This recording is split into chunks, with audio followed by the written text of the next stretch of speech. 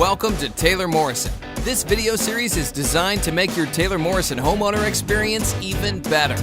Just follow these easy do-it-yourself tips. They may help you save some valuable time and money. This is your toolkit to help you preserve your home and protect your investment. So let's dive in to some home care highlights. Protect and preserve your home like a pro.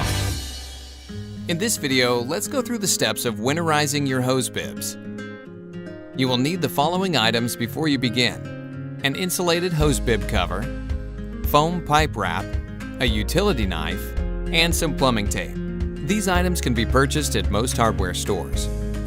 Even if you don't live in a colder climate, it's still important to protect your plumbing if your particular region is prone to freeze in the winter. First, locate your main water shutoff. It may be outside your home or inside the garage or basement. Turn off the flow of water to your HoseBib. Outside at your HoseBib, remove the hose if it's attached. Open the valve all the way to release any water that may be trapped inside the fixture, and then leave the valve open. With your utility knife, carefully cut away any damaged insulation where your plumbing enters your home's exterior, and replace it with insulated pipe wrap, then secure the pipe wrap with plumbing tape.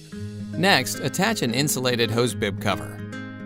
Just attach the ring to your HoseBib, then pull the self-cinching cord tight until the cover rests tightly against the wall.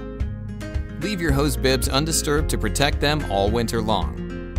Check the covers periodically, especially after storms or snowfall, and readjust as needed. In some regions, freeze-resistant HoseBibs are standard.